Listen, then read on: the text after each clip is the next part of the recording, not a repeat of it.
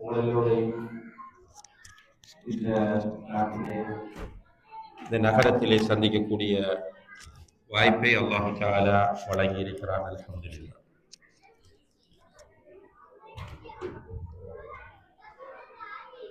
அல்லாஹுக்காக சந்திப்பது, அல்லாஹுக்காக ஒன்று சேர்வது, அல்லாஹுடைய மார்க்கத்தை படிப்பதற்காக இவ்வாறு கூடுவதெல்லாம் ஒரு இபாதத்தாக, ஒரு பெரிய வணக்கமாக இஸ்லாத்திலே அடையாளப்படுத்தப்பட்டிருக்கிறது. குறிப்பாக நபிகள் நாயகம் ஸல்லல்லாஹு அலைஹி வஸல்லம் அவர்கள் இவ்வாறு அல்லாஹுவை நினைவு கூர்வதற்காக ஏற்பாடு செய்யப்படக்கூடிய சபைகளில் யாராவது ஒருவர் உட்கார்கிறார், அந்த சபையிலே மலக்குகளும் வந்து உட்கார்ந்து கொள்கிறார். அந்த மலக்குகளோடு நம்மை பற்றி அல்லாஹ் பேசுகிறார். இவர்கள் என்ன செய்கிறார்கள், என்ன கேட்கிறார்கள் என்றெல்லாம் அல்லாஹு தஆலா மலக்குகளிடம் கேட்கிறார்.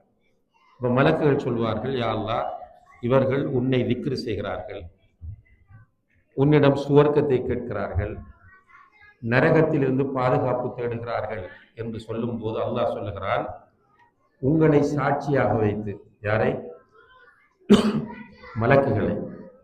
மலக்குகளை சாட்சியாக வைத்து நான் இந்த சபையில் அமர்ந்திருக்கிற அவ்வளவு பேருக்கும் மன்னிப்பு வழங்குகிறேன் என்று அல்லாஹ் சொல்லுகிறார். உடனே மலக்குகள் ரியலைஸ் பண்றாங்க. இப்ப நம்ம பொதுவா சொல்லிட்டோமே, இந்த சபையில் ஒருவர் உட்கார்ந்திருக்கிறார் சொல்றாங்க, யா அல்லாஹ், இந்த சபையில் ஒருவர் உட்கார்ந்திருக்கிறார், அவர் அல்லாஹ்வை திக்ர் செய்வதற்காக வந்தவர் அல்ல, அவர் சும்மா வந்தார், ஒரு ஃப்ரெண்டோட வந்தார் அல்லது டிரைவரா வந்தார், அவர் உட்கார்ந்துட்டு இருக்கிறார். அல்லாஹ் சொல்லுவானாம், நான் அவருக்கும் மன்னிப்பு வழங்குகிறேன். சுப்ஹானல்லாஹ். இப்ப பயானை கேட்க வந்தவருக்கு மன்னிப்பு, சும்மா அந்த மஜ்லிஸ்ல வந்து உட்காருகிறவருக்கு மன்னிப்பு இருக்கிறார். ஏன்னா அந்த மஜ்லிஸ் வந்து ஒரு பரக்கத்தான மஜ்லிஸ். இதுல சொல்லப்படக்கூடிய குர்ஆன் வசனங்கள், ஹதீஸ்கள் நிச்சயமாக ஒரு முஃமினுடைய உள்ளங்களை டச் பண்ணும். அதுல மாற்று கருத்தே கிடையாது. இப்போ அப்படியான ஒரு சிறப்பான மஜ்லிஸிலே நாம் எல்லோரும் அமர்ந்திருக்கின்றோம். இந்த அருமையான நேரத்தில் முதலில் சில விஷயங்களை உங்களுக்கு நினைவுபடுத்திவிட்டு, இன்ஷா அல்லாஹ் அடுத்த பகுதியில் உங்களுக்கு ஏதாவது சந்தேகங்கள் இருந்தால் அந்த சந்தேகங்களை நீங்கள் தெளிவுபடுத்திக் கொள்வதற்கான வாய்ப்பை தரலாம் என்று நினைக்கிறேன். அன்புள்ள சகோதர சகோதரிகளே, நபிகள் நாயகம் ஸல்லல்லாஹு அலைஹி வஸல்லம் அவர்களை அல்லாஹ் தஆலா மிஅராஜ் என்கிற ஒரு பயணம் அழைத்து சென்றார். நமக்கு தெரியும், இஸ்ரா மிஅராஜ் ரெண்டு விஷயங்கள். இஸ்ரா என்பது இரவு பயணம். மக்காவிலிருந்து இரவோடு இரவாக பைத்துல் முகத்தஸ் வரைக்கும் நபிகள் நாயகம் ஸல்லல்லாஹு அலைஹி வஸல்லம் அவர்களை ஜிப்ரீல் அலைஹிஸ்ஸலாம் அழைத்து சென்றது இஸ்ரா என்று சொல்லப்படும். பைத்துல் முகத்தஸில் இருந்து 7 வானங்களை தாண்டி சுவர்க்கம் நரகமெல்லாம் பார்த்து சித்ரத்துல் முன்தஹா வரைக்கும் சென்று அல்லாஹோடு பேசிவிட்டு தொழுகையை கிஃப்டாக கொண்டு வந்த அந்த பயணம் மிஅராஜ். இந்த மிஅராஜ் பயணத்தில் அல்லாஹு தஆலா நபிகள் நாயகம் ஸல்லல்லாஹு அலைஹி வஸல்லம் அவர்களுக்கு சுவர்க்கம் நரகம் இரண்டையும் காண்பிக்கிறார். இவர்கள் ஜிப்ரீல் அலைஹிஸ்ஸலாம் அவர்களோடு அப்படி சுற்றி வந்து கொண்டிருக்கிறார்கள். திடீரென ஒரு அழகான நறுமணம் வீசுகிறது. மிக சுகந்தமான நல்ல ஒரு மனம் வீசுகிறது. ரசூலுல்லாஹி அலைஹி வஸல்லம் அவர்கள் ஜிப்ரீல் அலைஹிஸ்ஸலாம் அவர்களிடத்தில் கேட்டார்கள், இந்த மனம் என்ன? இது என்ன மனம்? ஜிப்ரீல் அலைஹிஸ்ஸலாம் அவர்கள் சொன்னார்கள், ஹாதிஹி ராயிஹத்து மாஷிததி இப்னதி ஃபிரௌன். இது ஃபிரௌனுடைய மகளுக்கு தலை சீவி விட்ட பெண்ணுடைய, அவளுடைய பிள்ளைகளுடைய மனம் என்று சொன்னார். ஃபிரௌனுடைய மகளுக்கு தலை சீவி விட்ட பெண் மற்றும் அவளுடைய பிள்ளைகளின் நறுமணம் என்று ஜிப்ரீல் அலைஹிஸ்ஸலாம் அவர்கள் சொன்னார். இப்ப இந்த சந்தர்ப்பத்தில் அல்லாஹு தஆலா அந்த பெண் யார் என்பதை நபி ஸல்லல்லாஹு அலைஹி வஸல்லம் அவர்களுக்கு சொல்லிக் கொடுத்திருக்கிறார். எனவே அல்லாஹ்வுடைய தூதர் பிறகு சஹாபாக்களிடத்தில் வந்து இந்த ஃபிரௌனுடைய மகளுக்கு தலை சீவி விட்ட பெண்ணுடைய வரலாற்றை சொல்கிறார். ஃபிரௌனுக்கு ஒரு பெண் பிள்ளை இருக்கிறார். அந்த பெண்ணுக்கு தலை சீவுவதற்காக வேண்டி ஒரு ஹவுஸ்மேட், ஒரு சர்வன் அப்பாயிண்ட் பண்ணப்பட்டிருக்கிறார். மூசா அலைஹிஸ்ஸலாம் ஃபிரௌனுடைய வீட்டில் இருந்துதான் நபியாக மாறியவர். அப்ப அவர்களுடைய பிரச்சாரத்தினால் அந்த பெண்மணி கவரப்படுகிறார். கவரப்பட்டு இஸ்லாத்தை ஏற்றுக்கொண்டு ரகசியமாகவே இஸ்லாத்தை பின்பற்றி கொண்டிருக்கிறார். யாருக்கும் தெரியாது. ஆனா வேலை செய்யறது ஃபிரௌன் வீட்டுல. ஒரு நாள் அந்த பிள்ளைக்கு தலை சீவி கொண்டிருக்கும் போது சீப்பு கீழே விழுந்து விடுகிறது. அந்த சீப்பை குனிந்து எடுக்கிற போது பிஸ்மில்லா என்று சொல்லி அந்த பெண்மணி எடுத்து விட்டார். பிஸ்மில்லான்னு சொல்லி சீப்பை எடுக்கிறார். அப்ப ஃபிரௌனுடைய மகள் அவதானமாக இருந்து கேட்டார், பிஸ்மில்லான்னு சொன்னாய் நீ, அப்ப என்னுடைய தந்தையை நீ கடவுளை ஏற்றுக் கொள்ளலையா? அந்த ஃபிரௌன் என்ன சொல்லி கொண்டு அனரப்புக்கும் இல்ல அலா, நான் தான் உங்களுடைய கடவுள் என்று அவன் சொல்லி கொண்டிருந்தான். அப்ப மகளும் தந்தையை கடவுள் என்று ஏற்றுக்கொண்டிருக்கிறார். இப்ப இங்கே பிஸ்மில்லா என்று சொன்னதும் அந்த பெண்மணி அந்த மகள் கேட்கிறாள், அப்ப என்னுடைய தந்தை கடவுள் இல்லையான்னு கேட்ட உடனே அந்த பெண்மணி ரிலாக்ஸாக சொன்னார்கள், ரப்பி ஒரப்பு கல்லா, என்னுடைய கடவுளும் அல்லாதான் உன்னுடைய கடவுளும் அல்லாதான் என்று சொன்னார். இந்த பிள்ளைக்கு கோபம் வந்து விட்டு இவள் ஓடி போய் தந்தையிடம் சொல்லுகிறாள், இப்படி நம்முடைய வேலைக்காரி சொன்னாள் என்று சொல்லும் போது ஃபிரௌன் அந்த பெண்ணை அழைத்து விசாரிக்கிறார். கேட்கிறான், உன்னுடைய ரப்பு யாரு? அந்த பெண்மணி என்ன சொல்லணும்? என்னுடைய ரப் அல்லான்னு சொல்லணும். ஆனா அந்த பெண்மணி என்ன சொல்லுகிறார்கள்னா, ரப்பி ஓ ரப்பு கல்லா, என்னுடைய ரப் அல்லாதான் உன்னுடைய ரப்பும் அல்லாதான் என்று ஃபிரௌனுக்கே சொல்றாங்க.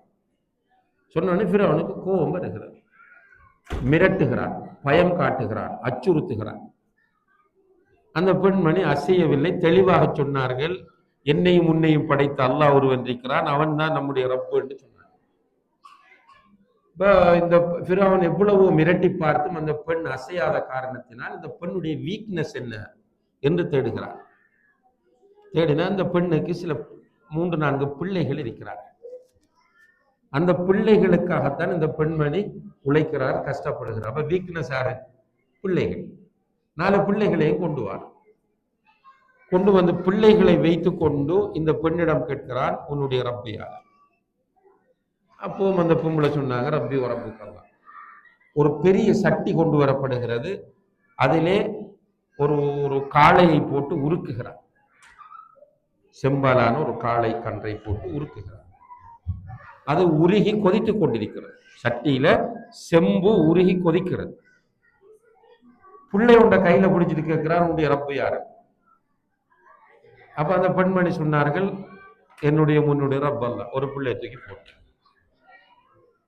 2வது பிள்ளையோட கையை பிடிச்சி வச்சுட்டு கேட்கிறார், உன்னுடைய ரப்பு யார்? 2வது பிள்ளைக்கும் அவங்க சொல்றாங்க, உன்னுடைய ரப் அல்ல. 3வது அதை தூக்கி போட்டுட்டான். 3வது பிள்ளையை வச்சுட்டு கேட்கிறார். அப்பவும் உறுதியாக சொன்னார்கள், உன்னுடைய ரப்பு அல்ல. அதை தூக்கி போட்டு 4வது பிள்ளை கை குழந்தை, இன்ஃபென்ட்.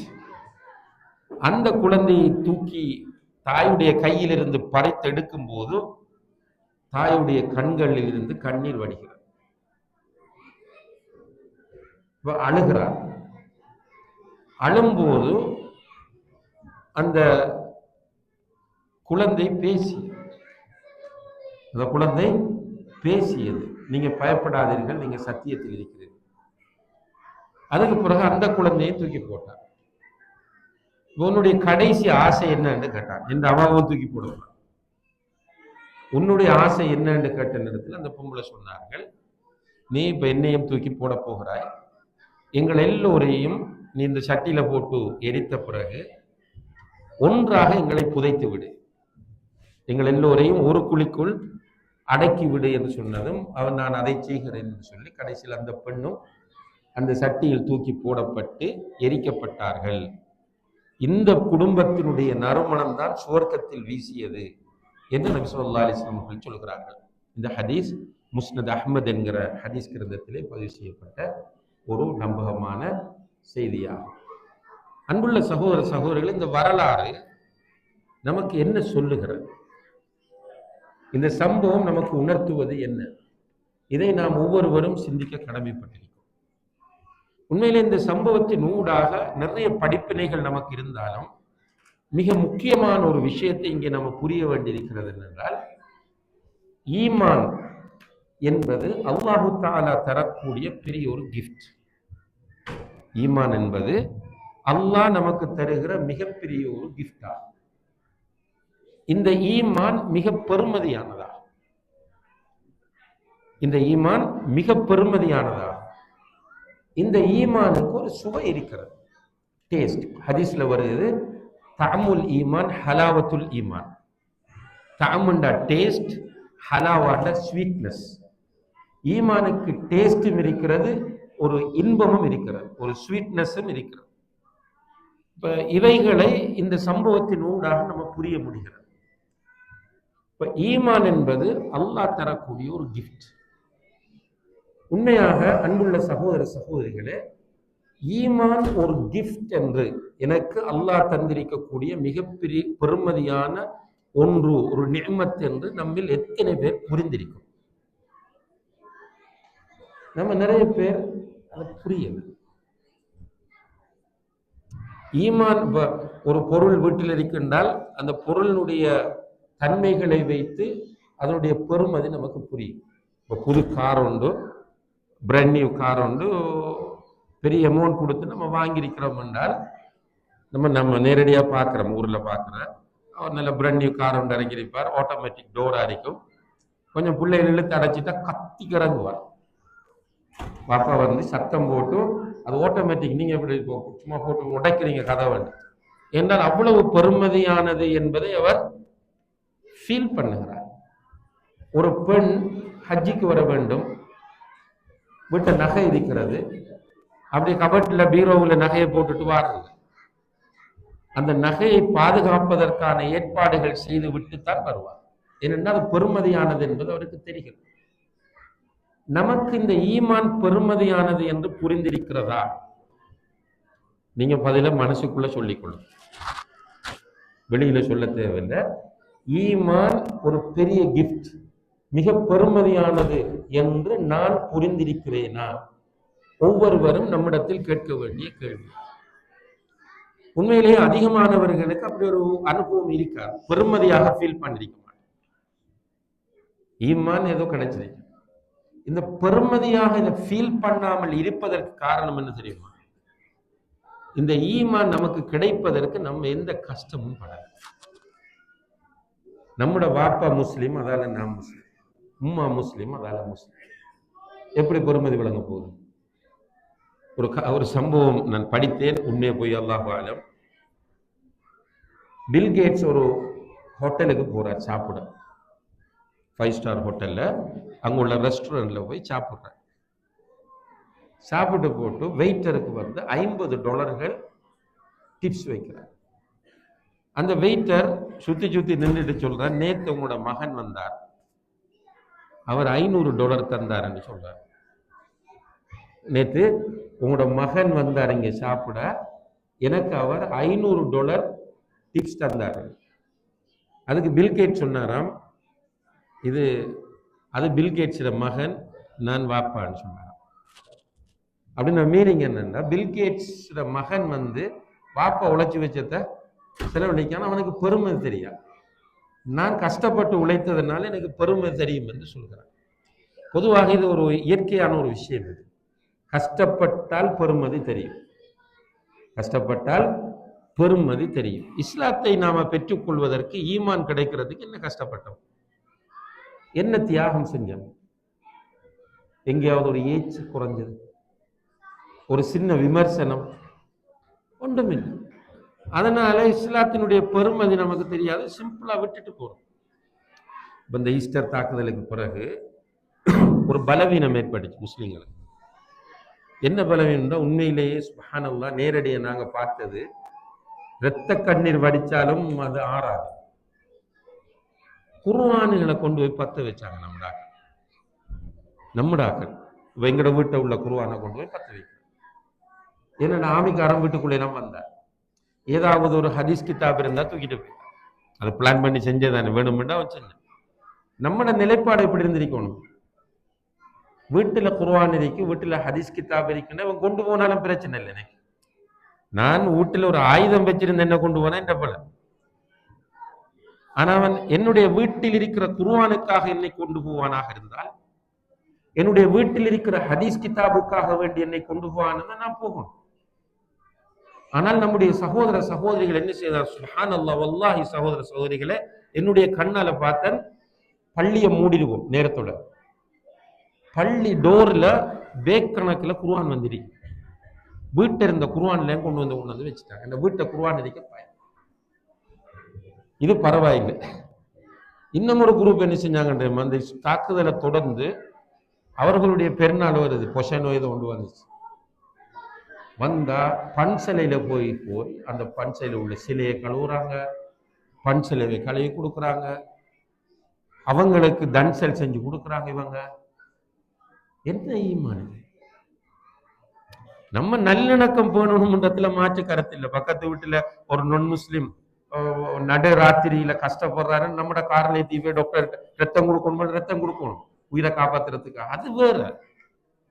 நம்முடைய மார்க்க விழுமியங்களை, மார்க்க விஷயங்களை எல்லாம் விட்டு கொடுக்கிற அளவுக்கு என்று சொன்னால் நம்முடைய ஈமானுடைய தரத்தை பாருங்க. அப்ப இந்த ஈமான் பெருமதியானது என்பது நமக்கு புரியல. ஈமான் பெருமதியானது எப்ப புரியும்னா கஷ்டப்பட்டு பெற்றா புரியும். சஹாபாக்களுக்கு ஈமான் பெருமதியானது என்று புரிந்தது. ஏனென்றால் ஈமான் கொண்டதற்காக அவர்கள் கஷ்டப்பட்டார். நமக்கு அடிக்கடி சொல்லப்படக்கூடிய வரலாறு மக்காவில யாசிர் ரலியல்லாஹு அன்ஹுடைய வரலாறு, அம்மா ரலியல்லாஹு அன்ஹுடைய வரலாறு, சுமையா ரலியல்லாஹு அன்ஹா அவர்களுடைய வரலாறு, பிலால் ரலியல்லாஹு அன்ஹுடைய வரலாறு. அவங்களோட பொஸ்மார் என்ன சொன்ன? அவங்களுக்கு எல்லாம் இஸ்லாத்தை விட்டுட்டு வா. அடித்தார்கள், உதைத்தார்கள், நெருப்பில் கட்டி தூக்கினார்கள், சுடுமணல்ல போட்டு பிரட்டினார்கள், பொம்புலன்னு பார்க்காம உடுப்ப கலட்டினாங்க பப்ளிக்ல வச்சு, மர்மஸ்தானத்துல குத்தினாங்க, தண்ணிக்குள்ள போட்டு அமிழ்த்தினார்கள். அவங்க இஸ்லாத்தை விடல, கடைசி வரைக்கும் விடல. அம்மா ரலியல்லாஹு அன்ஹுவை போட்டு அடித்து ஒரு வாலிபரவர் அடித்து தண்ணியில அமுக்குறாங்க. மூச்சு திணறுகிறது. என்ன சொன்னாங்கன்னா, முஹம்மது ஸல்லல்லாஹு அலைஹி வஸல்லம் திட்டுண்ட வாயில் ஏசு. அவர் கடைசி வரைக்கும் மேலாம கடைசியில உயிர் போகுதுன்ற டைம்ல ஏசிட்டானோ விட்டுட்டாங்க. இவர் வருகிறார் அல்லாஹ்வுடைய தூதரிடத்தில், அழுது வருகிறார், தேம்பி அழுது கொண்டு வருகிறார். யா ரசூலல்லாஹ், உங்களுக்கு ஏசிட்டேன், என்னுடைய வாயால நான் உங்களை திட்டிட்டேன் யா ரசூலல்லாஹ். அல்லாஹ் குர்ஆன் வசனம் இறக்குறான் அம்மாருடைய விஷயத்துல, இல்லாமன் உக்ரிஹ வ கல்புஹு முத்மஇன்னும் பில் ஈமான், உள்ளம் நிறைய ஈமானை வைத்துக் கொண்டு இப்படி நிர்பந்திக்கப்பட்டவர் மீது குற்றம் இல்லை, அவர் அழத்தேவில்லை என்று சொல்லுங்கள். அந்த ஈமானுடைய பெருமதி தெரிந்தால் இது நடக்கும். இந்த பொம்பளை மூசா அலைஹிஸ்ஸலாம் அவர்களுக்கு த்ரெட், ஃபிரௌன் அவர்களை தேடி அவர்களை கொலை செய்யறதுக்கு ஏற்பாடு செஞ்சுட்டு அந்த வீட்டுக்குள்ள போய் நின்று என்னுடைய முன்னுடைய அல்லாஹ் ரப்பு அல்லாஹ்தான் என்று சொல்லக்கூடிய துணிச்சல் வந்துச்சுன்னா ஈமானுடைய பெருமதி தெரிஞ்சதா. 4 பிள்ளைகள் கண்ணுக்கு முன்னால நெருப்பில் தூக்கி போடப்படும் போது உறுதியாக இருப்பதற்கு அந்த பெண்ணுக்கு முடிந்தது என்றால் காரணம் அந்த பெண்ணுடைய உள்ளத்தில் இருந்த ஈமானுடைய பெருமதி. ஃபிரௌன் என்ன பண்றான் என்றால், உள்ள சகோதர சகோதரிகளை, மூசா அலைஹிஸ்ஸலாம் அவர்களை முதல் பொய்யன் அப்படி இப்படின்லாம் சொல்லிட்டு வந்துட்டு கடைசியாக இவர் ஒரு சூனியக்காரன், பிளாக் மேஜிக் பண்ணக்கூடியவர் அப்படின்னு சொல்ல ஆரம்பிச்சு. இதை ப்ரூவ் பண்ணி காட்டணும். இதுக்காக என்ன பண்ணினான், அந்த காலத்தில் இருந்த மெஜிஷியன்ஸ் எல்லாரையும் கூட்டிட்டு வரான், சூனியக்காரர்கள் எல்லோரையும் கூட்டிட்டு வந்து ஊர் மக்களையும் ஒரு கிரவுண்ட்ல உண்டாக்கி மூசா அலைஹிஸ்ஸலாத்தை பிடிச்சிட்டு வர சொல்றான். மூசா அலைஹிஸ்ஸலாம் எப்பவும் கையில் ஒரு தடி வச்சுக்கிருப்பார், அவரோட பழக்கம். அப்ப அந்த இடத்துல வரக்குள்ளேயும் அந்த தடியோட வாரார். இப்போ ஒரு பக்கம் ஃபுல்லா மெஜிஷியன்ஸ் சூனியக்காராக்கள் நிக்கிறாங்க, இவர் தட்டத்தனியே நிக்கிறார். ஃபிரௌன் அப்படி ஒரு பெரிய ஸ்டேஜில் உட்கார்ந்து பார்த்துட்டு இருக்கிறான். மெஜிஷியன்ஸ் கேட்கிறாங்க, இந்த சூனியக்காராக்கள் கேட்கிறாங்க, ஃபர்ஸ்ட்டுக்கு நீ ஆரம்பிக்க போற, நாங்க ஆரம்பிக்குவோம். இவருக்கு என்னத்தை ஆரம்பிக்க என்னத்தை முடிக்க ஒன்றும் தெரியும். இவரை பிடிச்சிக்காந்து வச்சிரு. அப்ப மெஜிஷியன்ஸ் அவர் சொல்ல நீங்களே ஆரம்பிங்கன்னு சொன்னோன்னே அவங்க என்ன செஞ்சாங்கன்னா சின்ன சின்ன கைத்து துண்டுகள் அப்படியே அவங்களோட பேக்குகள்ல இருந்து அள்ளி போட்டாங்க. நிறைய ஊர் மக்கள் அப்படியே சுத்தி நிக்கிறாங்க.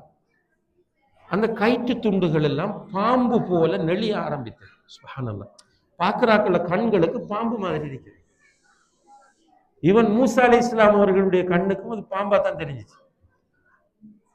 இப்ப இவர் என்ன செய்யறன்னு தெரியாம மனசுல ஒரு பயம். யாருக்கு? மூசா அலைஹிஸ்ஸலாத்துக்கு. அப்படி நிற்கும் போது அல்லாஹு தஆலா சொன்னான், மூசாவே பயப்படாத, உன்னுடைய கையில் இருக்கிற தடியை கீழே போடு. மூசா அலைஹிஸ்ஸலாம் தடியை கீழே போட்டார்கள். சுப்ஹானல்லாஹ். அது ஒரு பெரிய பாம்பு. அவங்கள பாம்பு போலதான் தெரிஞ்சிச்சு. ஆனா மூசா அலைஹிஸ்ஸலாம் போட்ட தடி ஒரு பெரிய பாம்பாக படம் எடுத்து வந்து அந்த சின்ன பாம்புகள் போல காட்சி அளித்தது. அவை அனைத்தையும் விழுங்கி விட்டது. எல்லா பாம்பையும் விழுங்கிட்டு மூசா அலைஹிஸ்ஸலாத்துக்கு முன்னால இப்படி வந்து படம் எடுத்து நிற்கும். அல்லாஹ் சொன்னான், மூசாவை பயப்படாம குனிந்து அதை எடு. ஹுத்ஹா சனுஈதுஹா சீரத்தஹல் ஊலா. அதை நீ எடு, கைக்குள்ள எடுத்தால் உன்னுடைய பழைய வடிவத்திற்கு அது வந்துவிடும். மூசா அலைஹிஸ்ஸலாம் குனிந்து அப்படி பாம்பை பிடிச்சாங்க. கையில என்ன வந்துச்சு? தடி. மெஜிஷியன்ஸ் பார்த்தா அவங்களுக்கு தெரியும் தானே நம்மட மந்திரம் என்னன்றது, சூனியம் என்னன்றது அவங்களுக்கு தெரியும். அவங்க பார்த்தாங்க மூசா அலைஹிஸ்ஸலாம் சூனியம் செய்யவில்லை. மூசா அலைஹிஸ்ஸலாம் காட்டினது என்ன? முஅஜிஸத். அத்தின்ட்டாங்க. அந்த டைம்லயே அவர்களுக்கு இது நிச்சயமாக மூசாவோ மனிதனோ செய்யக்கூடிய ஒரு விஷயம் அல்ல. மூசா சொல்லுகிற கடவுள் உண்மையானவர், அந்த அல்லாஹ் உண்மையானவன் என்ற உணர்வு உள்ளத்துல வருது. சத்தமா சொல்லிட்டாங்க, மூசாவுடைய ஹாரூனுடைய ரப்பை நாங்கள் ஈமான் கொண்டு விட்டோம் என்று அந்த கிரவுண்ட்ல வச்சு சத்தமா சொல்லிட்டாங்க. சொன்னா இந்த ஃபிரௌனுக்கு ஆட்டம் கண்டுச்சு. ஏன்னா அவன் கூட்டிட்டு வந்த என்னத்துக்காக? மூசா அலைஹிஸ்ஸலாத்தை ஒரு சூனியக்காரன் என்று காட்டி மக்களை திசை திருப்புறதுக்காக தான் கூட்டிட்டு வந்தான். இப்ப இங்க வந்தால் சுப்ஹானல்லாஹ், அவர்கள் நிலைமையை புரிந்து கொண்டு ஈமான் கொள்ளுகிறார்கள். ஃபிரௌன் சத்தமாக கேட்டான், ஆமன்தும் லஹு கப்ல நாதன லகும், நான் உங்களை கூட்டிட்டு வந்திருக்கிறேன், காசு கொடுத்து ஹயர் பண்ணி கூட்டிட்டு வந்திருக்கிறேன். நான் அனுமதி தருவதற்கு முன்னால் நீங்கள் மூசா சொன்ன கடவுளை ஈமான் கொண்டு விட்டீர்களா? லஉகத்திஅன்ன ஐதியக்கும் வஅர்ஜுலக்கும் மின் ஹிலாஃபின் வஉஸல்லிபன்னகும் அஜ்மஈன். உங்களுடைய மாறு கையை வெட்டி, வலது கால் இடது கை இப்படி மாறி மாறி வெட்டி உங்களை நான் சிலுவையில் அறையப் போகிறேன் என்று மிரட்டுறார். ஃபிரௌன் செய்வான செய்ய மாட்டான? செய்வான், தெரியுமா? அந்த ஈமான் பேசுகிறது சகோதரர்கள். அந்த டைம்ல அவர்கள் சொன்னார்கள், ஃபக்தி மா அன்த காத் இன்னமா தக்தி ஹாதிஹில் ஹயாத்தத் துன்யா.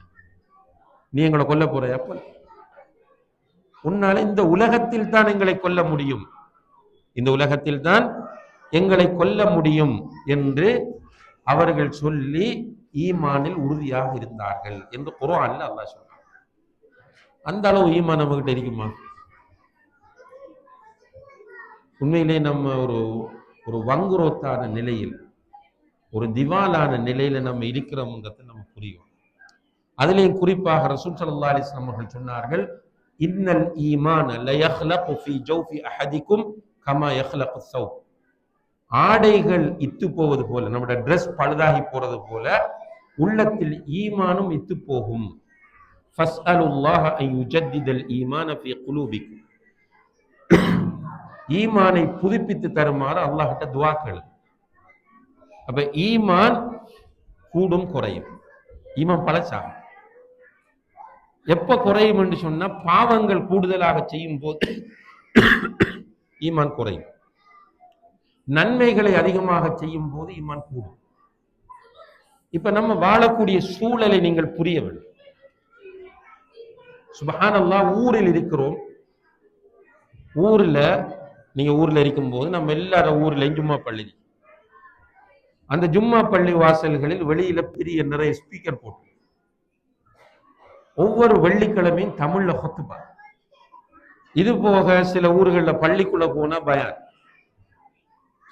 வீட்டை வந்து சில சகோதரிகள் நம்மளை தட்டி கூப்பிடுவாங்க, நாங்க ஜமாத்துல வந்திருக்கோம், பள்ளிக்கு வாங்க.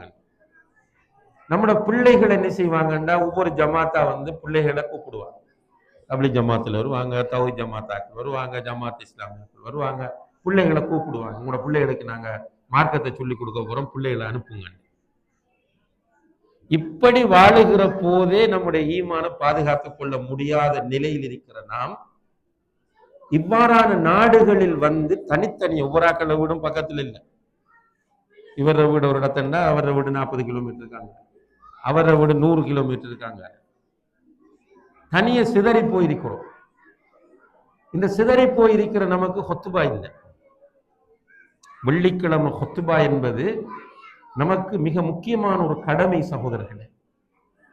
3 ஜும்மாக்களை ஒருவர் நியாயமான காரணங்கள் இல்லாமல் விட்டால் அவருடைய உள்ளத்தில் முத்திரையிடப்படும் என்று நபிகள் நாயகம் ஸல்லல்லாஹு அலைஹி வஸல்லம் அவர்கள் எச்சரிக்கை செய்கிறார்கள்.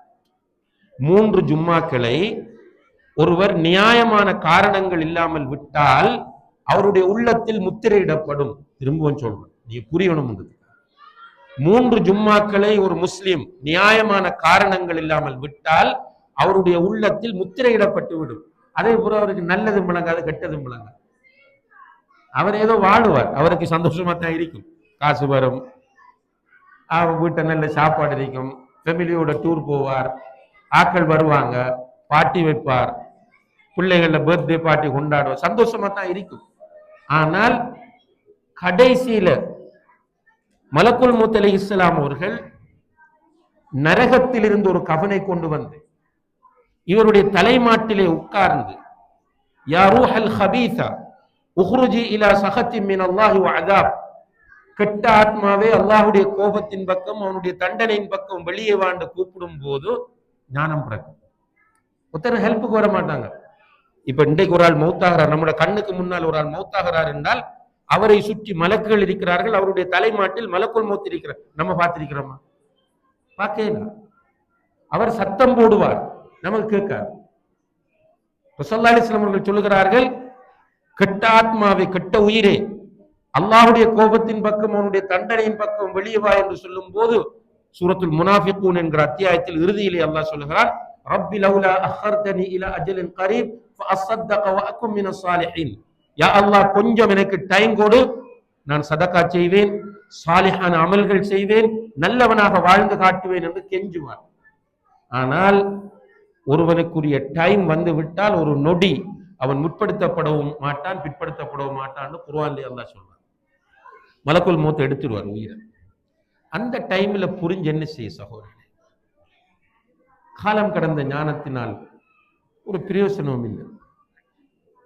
அப்ப இந்த நாட்டிலே வாழக்கூடிய நம்மை பொறுத்தவரையில் அல்ஹம்துலில்லாஹ், அல்லாஹ் ஏதோ ஒரு வகையில் உங்களுக்கு ரிஸ்க்குரிய வழிகளை விசாலமாக்கி இருக்கிறார். நான் ஹுத்பாவில் சொன்னது போல இந்த ரிஸ்க் எல்லாம் இருக்கும் வரைதான். ஒரு ஆள்கிட்ட அலன் மாஸ்க் வைங்களேன், அவர் தான் இப்போ உதாரணத்துக்கு நம்ம எடுக்கலாம். எவ்வளவு சாப்பிடலாம் அலன் மாஸ்க்? அலன் மாஸ்க் தான் உலகத்தில் இருக்கிற பெரிய பணம். எவ்வளவு சாப்பிடலாம், எவ்வளவு ட்ரெஸ் போடலாம், எத்தனை கார் அட் அ டைம் ஓட்டலாம். புரூனை சுல்தான் எத்தனையோ கார் இருக்கலாம், எத்தனை கார்ல ஏறலாம். நம்ம என்ஜாய் பண்றதும் ஒரு லிமிட் தான். பொருளாதாரத்தை தேடக்கூடாதுன்னு இஸ்லாம் சொல்லல, பொருளாதாரத்தை தேடுங்க அல்ஹம்துலில்லாஹ். இப்போ சுலைமான் அலைஹிஸ்ஸலாம் அவர்களுடைய வீடு எப்படி இருந்துச்சுன்னால், இந்த பல்கீஸ் என்ற சபா நாட்டு இளவரசி அந்த மாளிகைக்குள்ள போகக்குள்ள என்ன பண்ண குர்ஆன் சொல்லுது. சபா நாட்டு இளவரசி சுலைமான் அலைஹிஸ்ஸலாத்துல மாளிகைக்குள்ள போறா. போகும்போது அவ உள்ளுக்கு காலடி எடுத்து வைக்கும் போது, உள்ள காலை தூக்கி வைக்கும் போது தன்னுடைய கீழாடையை தூக்கி கொள்வான். கீழாடையை உயர்த்திட்டு தான் காலை தூக்கி வைக்க. ஏன்? அவன் நினைச்ச சுலைமான் அலைஹிஸ்ஸலாத்துல வீட்டுக்குள்ள தண்ணி நிக்குது, ஆனா அது தண்ணி இல்லை. என்னது? மார்பிள், அங்க போட்டிருந்த டைல்ஸ்.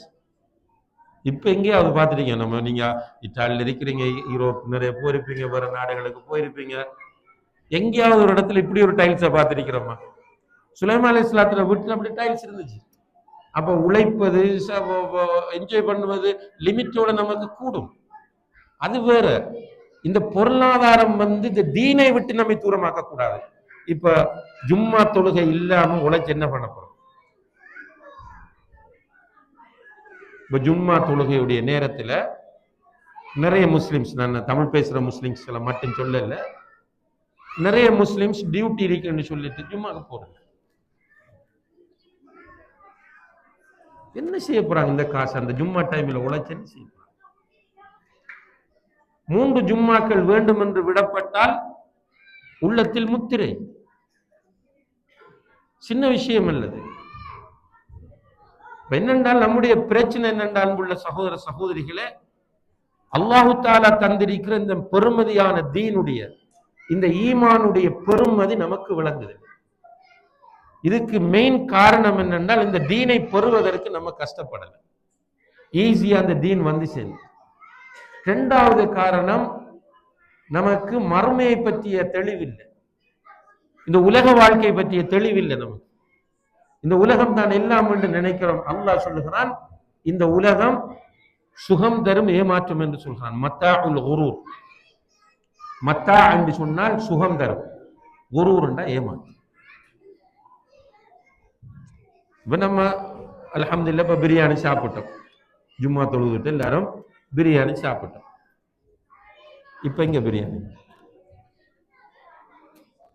சாப்பிட்ட பிரியாணி எங்க சகோதரி? அந்த டைமுக்கு ஒரு சுவை. இப்ப அடுத்தது நம்மளோட மைண்ட் இப்ப நமக்கு சொல்லிட்டு இருக்கு, இன்னும் ஒரு டீ அல்லது காஃபி குடிப்போம், முடிஞ்சு. மர டின்னர் ரெண்டு சொல்லும், மர டின்னர் முடிஞ்சு எல்லாம் முடியும். இப்ப நம்ம வாழ்ற இந்த காலத்துல அடுத்த பிரச்சனை என்ன?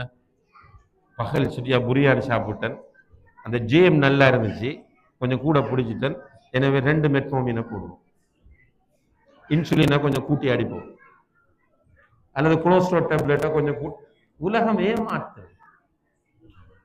சுப்ஹானல்லாஹ், சில பிள்ளைகள் அப்படி பொத்தி பொத்தி வளர்க்கிறாங்க. இந்த புள்ள கடைசியில பேரண்ட்ஸ் விட்டுட்டு போறான். யாரோ ஒருவன், இங்க உள்ள சிச்சுவேஷன் எனக்கு தெரியாது, நான் பேசுறது இலங்கையை வச்சு, யாரோ ஒருவன் அந்த பிள்ளைய பார்த்து சிரிச்சுட்டான், ஒரு லவ் லெட்டர் கொடுத்துட்டான், ஒரு மிஸ்கோல் அடிச்சுட்டான்றதுக்காக அந்த புள்ள என்ன செய்யுதுன்னா அவனோட ஓடிது, அம்மா அப்பா விட்டுட்டு. உலகம் ஏமாத்தும். அப்ப இந்த உலகத்தில் உண்மை என்னவென்றால் இந்த தீன் தான் உண்மை.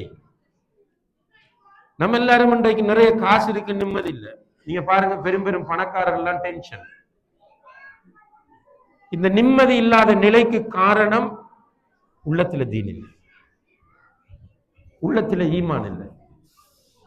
அன்புள்ள சகோதர சகோதரிகளே, இந்த இடத்தில் இருக்கிற யாருமே எனக்கு ஏற்கனவே தொழில் ரீதியாகவோ அல்லது வேற குடும்ப உறவு ரீதியாகவோ அறிமுகமானவர்கள் கிடையாது. ஒரு சில சகோதரர்கள் மார்க்க ரீதியில தொடர்போடு இருந்தவர்கள். அல்லாஹுக்காக உங்கள் அனைவரையும் நேசிக்கிறேன். ஒரு அமானிதத்தின் அடிப்படையில் நான் உங்களுக்கு சொல்லுகிறேன், நீங்க இந்த நாட்டில் வந்திருப்பது என்பது ஒரு பிளஸ்ஸிங் என்று நினைக்காதீங்க. இது ஒரு சோதனை.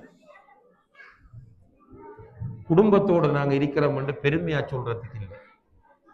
நமக்கு தமிழ் தெரியும், நம்ம வளர்ந்தது நல்ல உம்மா அப்பா கிட்ட. அதனுடைய தாக்கத்தின் அடிப்படையில் இன்றைக்கு ஏதோ நம்ம தீனோட ஏதோ கொஞ்சம் மண்டால் தொடர்போடு இருக்கிறோம். நம்முடைய பிள்ளைகள் படிக்கிற ஸ்கூல்ஸ், அதுல படித்து கொடுக்கப்படக்கூடிய சப்ஜெக்ட்ஸ் பிள்ளைகளுக்கு ஈமானை கொடுக்கிற சப்ஜெக்ட்ஸ் இல்லை. நம்ம நாட்டில் ஓஎல் வரைக்கும் என்ன மீடியத்தில் படிச்சாலும் ஓஎல் வரைக்கும் இஸ்லாம் பாடம் கம்பல்சரி. அப்புறம் ஏஎல் ஆர்ட்ஸ் படிக்க போனா இஸ்லாம் பாடம் விரும்பினா எடுக்கலாம். குர்ஆன் மதரசா இருக்கு, ஹிஃபுல் மதரசா இருக்கு, ரைட், பயான் இருக்கு, ஜமாத் வேலைகள் இருக்கு, ஒவ்வொரு ஜமாத்தினுடைய தாவா வேலைகள் இருக்கு. இங்க நம்மட பிள்ளைகளுக்கு ஒன்றுமே இல்லை. நம்மட டைம் வரக்குள்ள நம்ம போயிடும். நம்மட உம்மா பாப்பா மாதிரி இஸ்லாத்துல வளர்த்திருக்கிறாங்க, அல்ஹம்துலில்லாஹ், அல்லாஹ் அவங்களுக்கு புளிய கொடுக்கும். நம்மட பிள்ளைகளை இஸ்லாத்தின் அடிப்படையில் வளர்க்க தவறிவிட்டால், நான் மிக உறுதியாக சொல்லுகிறேன், அல்லாஹ் பாதுகாக்க வேண்டும், நம்மட பிள்ளைகள் நாஸ்திகர்களாக, ஜாஹிலியத்தை பின்பற்றக்கூடியவர்களாக மாறிவிடுவார். ஸ்கூலில் படிக்கக்குள்ள, காலேஜில் படிக்கக்குள்ள, யூனிவர்சிட்டியில் படிக்கக்குள்ள யாராவது ஒரு ஒரு கேர்ள் அவருக்கு பிடிக்கும், கல்யாணம் முடிப்பார், போயிடுவார். பிறகு நம்மட பரம்பரை என்று பாதுகாத்துக்கு வந்த பிள்ளையை வளர்க்கிற ஒரு தாயாக ஒரு முஸ்லிம் இல்லாத பெண் மாறிவிடுவார். நம்மட பரம்பரையில கொஞ்சம் பேர் முஸ்லிம் இல்லாமல் வளருவார்கள். எங்க இருக்கிறாங்க? யாரு? ஊர்ல, எங்கட ஊர்ல எல்லாம் நாங்க பார்த்திருக்கிறோம். சில வீடுகளுக்கு சில கிறிஸ்தவ ஃபாதர்கள் வருவாங்க, ஏதோ ஒரு தேவை, ஊர் அலர்ட் ஆயிடும். ஏன் அந்த வீட்டுக்கு கிறிஸ்தவ ஃபாதர் வந்தார்? அது ஃப்ரெண்ட்லியா வந்திருக்கலாம் அல்லது ஒரு தேவை. ஆனா ஒரு சமூக கட்டமைப்பு என்பது பாதுகாப்பு. நான் ஒரு ஊருக்கு ஒரு பிள்ளைக்கு ஜின் பிரச்சனை இருக்குன்னு சொல்லி போனேன். நைட் டைம்ல என்னோடு இன்னும் 4-5 பேர் இருந்தார்கள், அவங்களோட குடும்பத்தாக்களும் இருக்கு. அப்ப அந்த ஜின்னால சில நேரங்கள்ல பாதிப்பு வரும். அந்த பிள்ளைக்கு உண்மையிலே ஜின் பாதிப்பு இருந்துச்சு.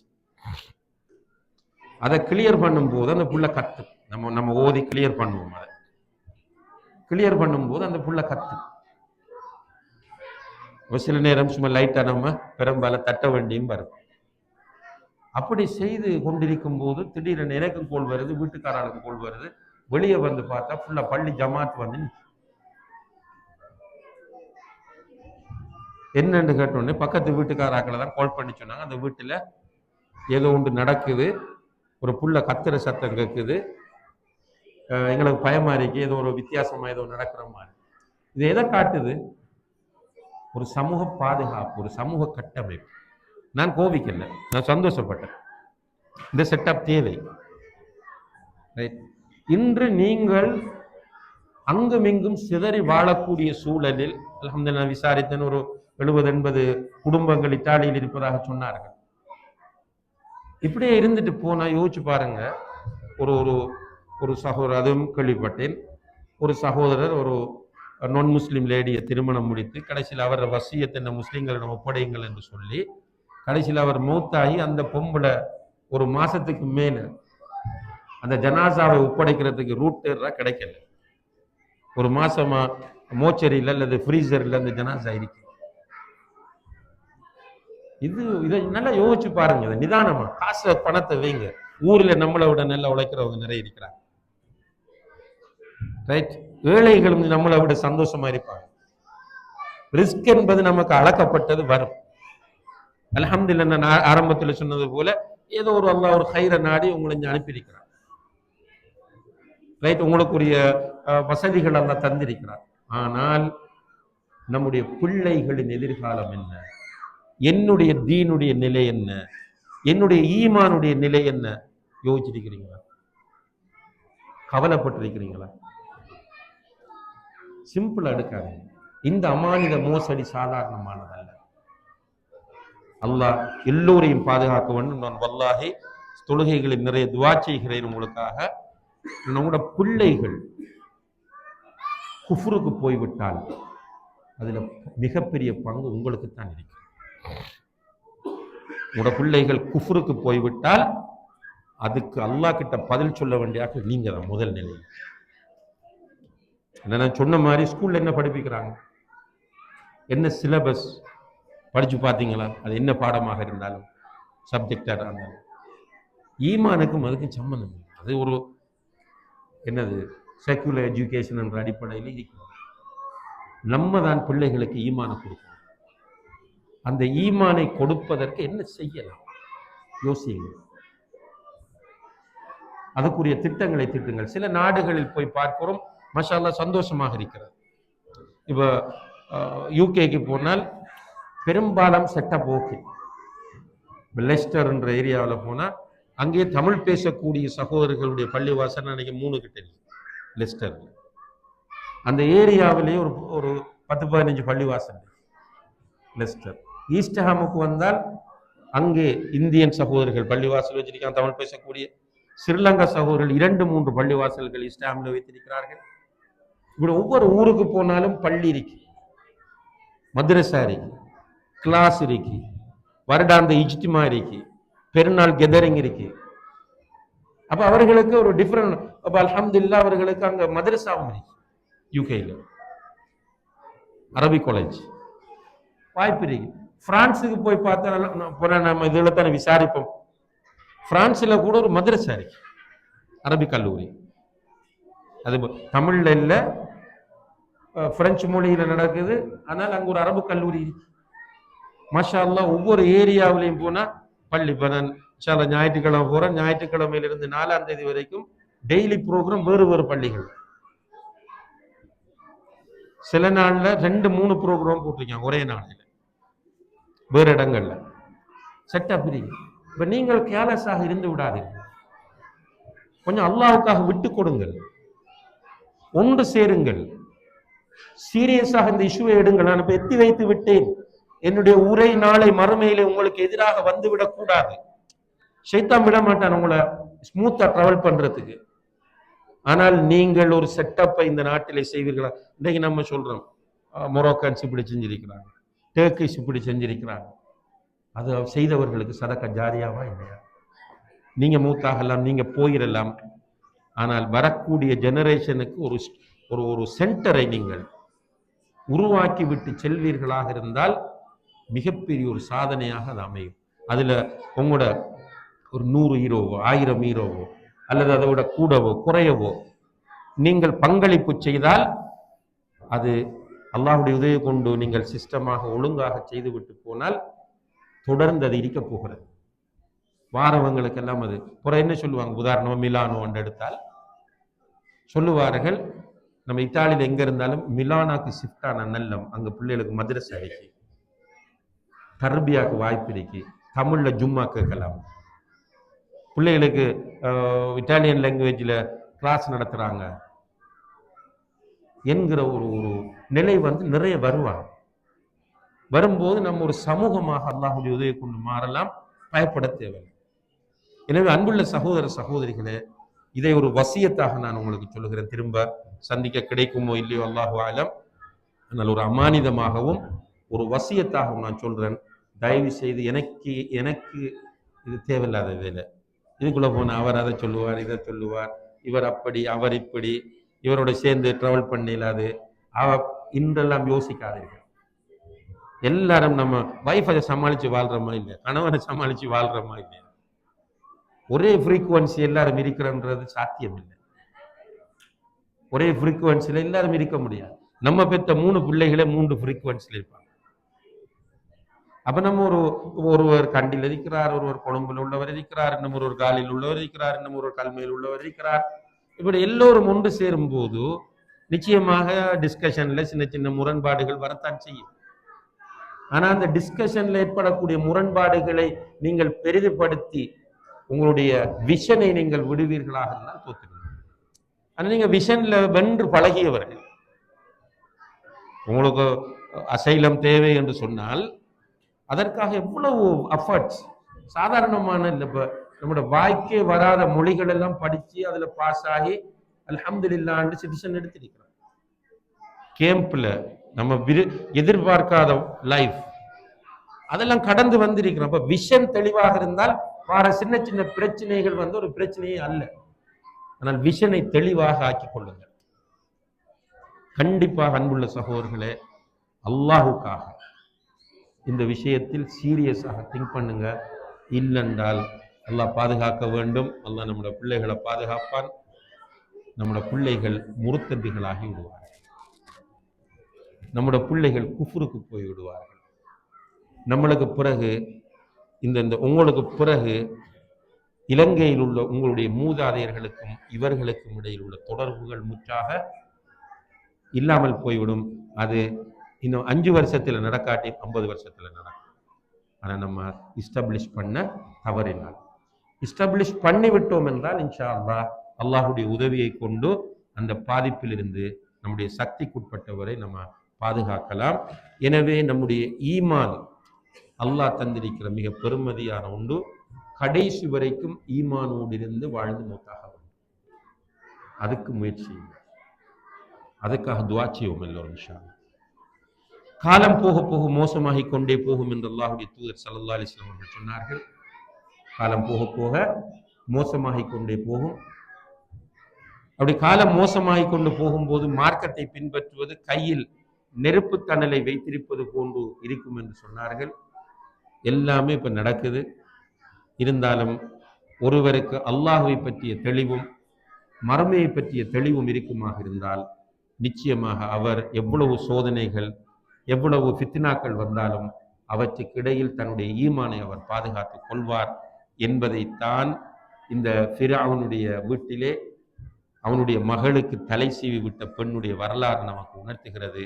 எனவே எல்லாம் வல்ல அல்லாஹ் ஜல்ல ஷானஹு தஆலா இந்த வரலாற்றிலிருந்து ஒரு பூரணமான படிப்பினையை பெறக்கூடிய பாக்கியத்தை நம் எல்லோருக்கும் தந்தருவானாக என்று பிரார்த்தித்து, உங்களிடத்தில் ஏதாவது மார்க்கம் தொடர்பான கேள்விகள் இருக்குமாக இருந்தால், அல்லது உங்களுடைய குடும்ப வாழ்க்கை பிரச்சனைகள், வியாபார சம்பந்தமான விஷயங்கள் தொடர்பான கேள்விகள் இருக்குமாக இருந்தால், இன்ஷா அல்லாஹ் அதை நீங்கள் கேளுங்கள். குறிப்பிட்ட நேரத்திற்குள் இன்ஷா அல்லாஹ் அல்லாஹ் உதவி செய்யும்.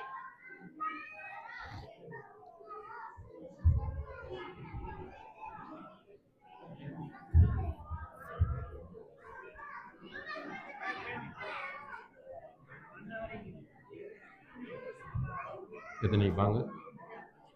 5:15. ஓகே, 5:15 தான் அசருக்கு பாங்கு இன்ஷா அல்லாஹ். இப்போ 4:20.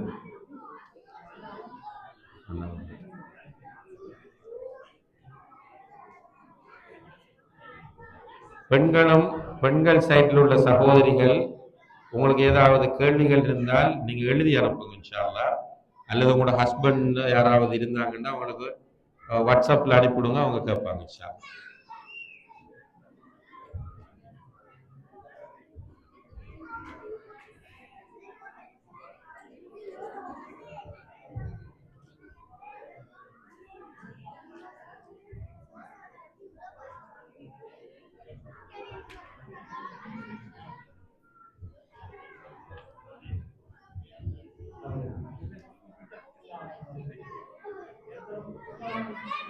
எப்படி?